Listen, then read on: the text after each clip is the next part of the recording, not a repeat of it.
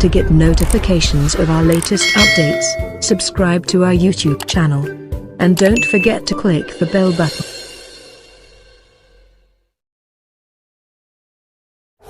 मैंने उन्हें वो सब तो बता दिया, पर वो राज वो लोग कभी नहीं जान पाएंगे। हा हा हा।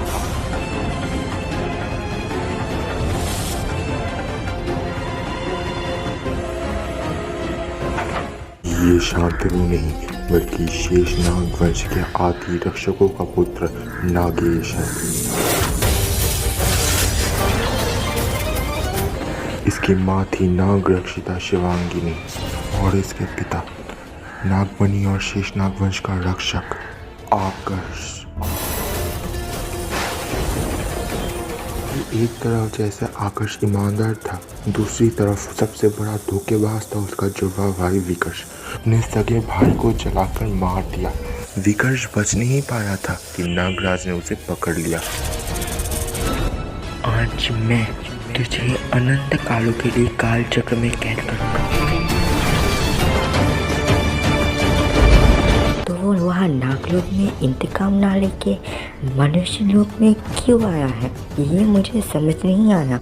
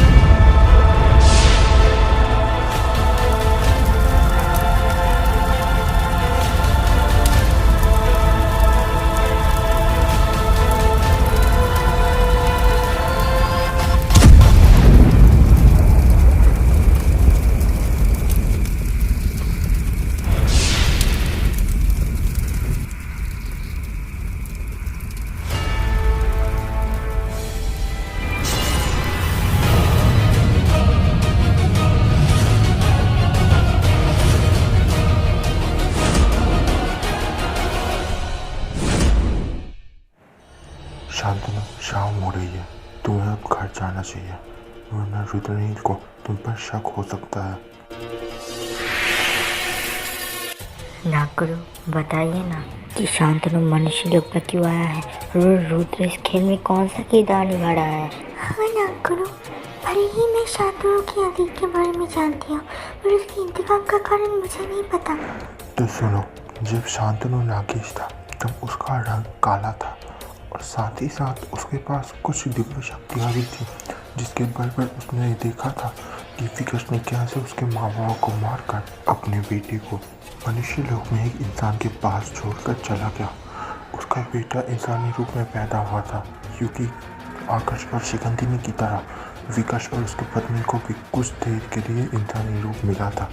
वो सब देखने के बाद शांतनु शिवजी के पास गया और उनसे वो मांग लिया जो उसे मांगना नहीं चाहिए था। हे महादेव, मेरे माँ बाबा आपके सबसे बड़े भक्त हैं, आपके नाग वंश के रक्षक थे, आपकी नाग नागिन आपकी धरोहर नागमणि की रक्षक थे, है ना। आज मेरे पिता के वो धोखेबाज भाई ने उन्हें और मेरी माँ को मार दिया, मुझे अनाथ बना दिया सिर्फ और सिर्फ नागमणि हासिल करने के लिए। और ये नहीं, उसने मेरे वंश का विध्वंस करके अपने वंश की रखवाली करने के लिए अपने उस बेटे को मनुष्य लोक में देकर चला गया काल चक्र में। और ये जानते हुए भी मैं नागलोक में कैसे बैठ सकता हूँ। इसलिए शिव जी, मुझे अपने इंतकाम पूरा करने के लिए एक नया रूप और इच्छाधारी बनने का वरदान चाहिए। मैं अपना मनुष्य लोक लेकर मनुष्य लोक में जाकर उसके बेटे को ढूंढूंगा और उसे तब तक कर पाऊंगा जब तक मुझे विकर्ष मिल नहीं जाता। नागेश ने सारे नाग नागियों के विरुद्ध जाकर नागलोक छोड़ा था, इसीलिए उससे उसकी सारी दिव्य शक्ति और नाग निवास छीन लिया गया। और तुम लोग पूछ रहे हो ना कि रुद्र कौन है, तो सुनो, रुद्र ही है विकर्ष का बेटा। तो इसलिए उसने शांतनु ने रुद्राक्ष को शेर बनकर रुद्र की पीछा करने के लिए कहा था।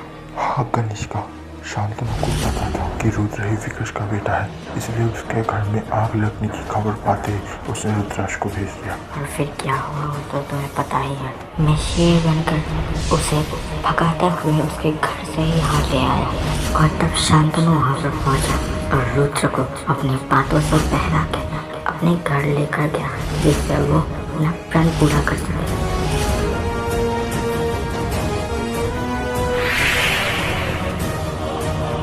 अब तो सब समझ गए ना?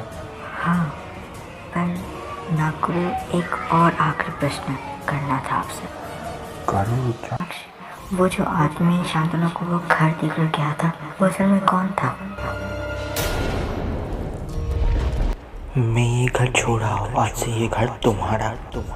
माफ करना, मैं तुम्हें वो नहीं बता सकता क्योंकि मेरी मजबूरी है। ठीक है, हम चलते हैं नागुरु, बाद में मिलेंगे। हाँ नागुरु, हम आते हैं।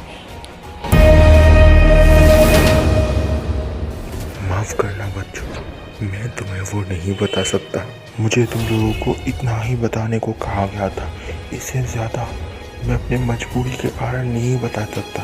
पर हाँ, हवा का दिशा बदल रहा है और इंतकाम का पहला दाव भी दे दिया गया है। पर हाँ, आगे जो कुछ भी होगा, वो जो भी हो, उन दोनों का दुर्भाग्य होगा। भविष्य में जो अनहोनी होने वाला है उसे कोई नहीं टाल सकता सिवाय उस एक के।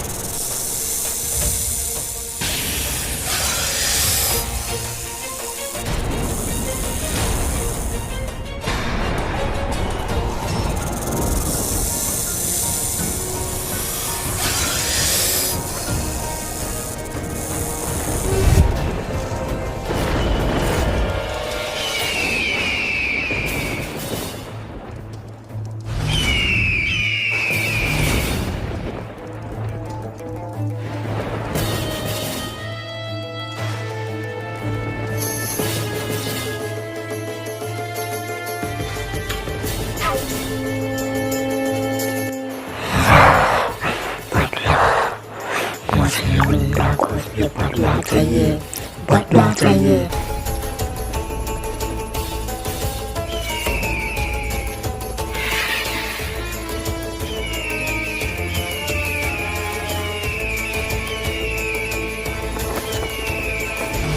मेरे भाई की गलती क्या थी?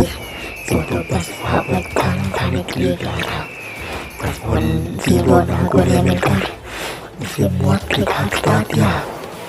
मुझे उन सबसे अपने भाई की मौत का बदला लेना है और इसे बदला पूरा करने में वही मेरा मदद कर सकता है। सदियों पहले इस धरती से जिसका अस्तित्व मिट गया था।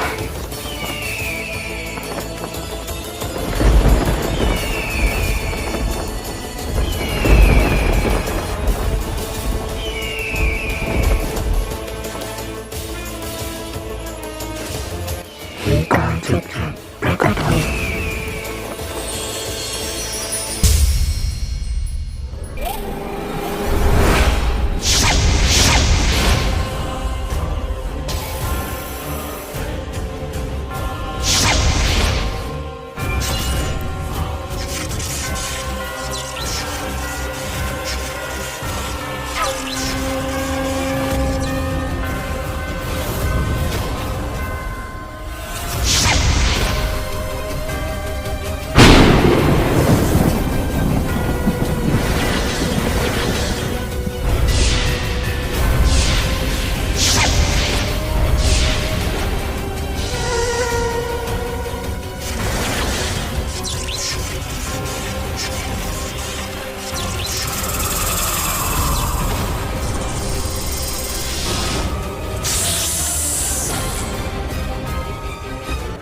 तुम ये हो विक्रम है ना?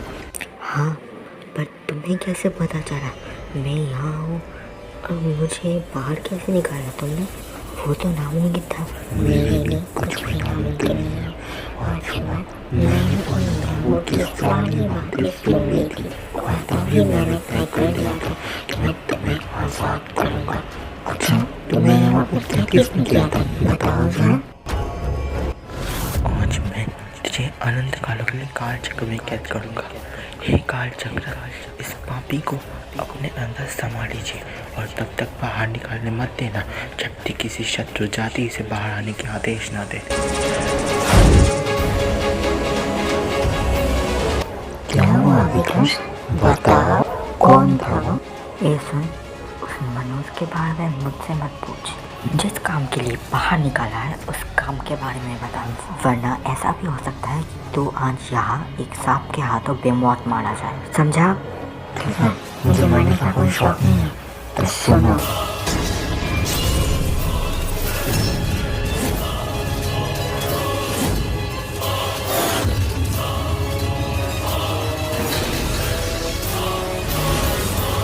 और तुम जानते हो वो नाग भतीजा है मेरा,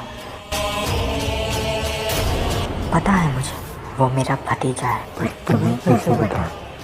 अंदर जाकर भी गायब हो गया था ना, और तुमसे तुम्हारी सारी दूसरी शक्तियाँ भी छीन ली गई थी, तो तुमने कैसे देखा?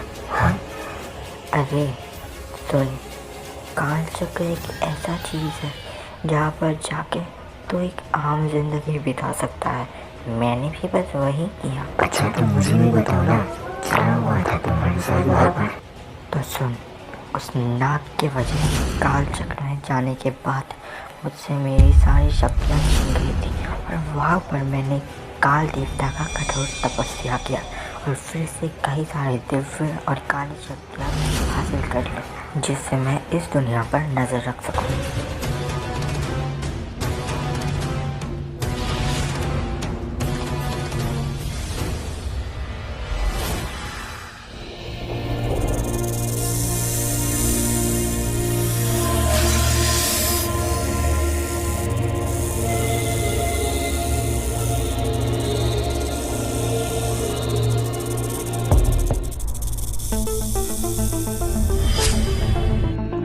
आज वो लोग मुझसे नागेश के बारे में पूछ रहे थे।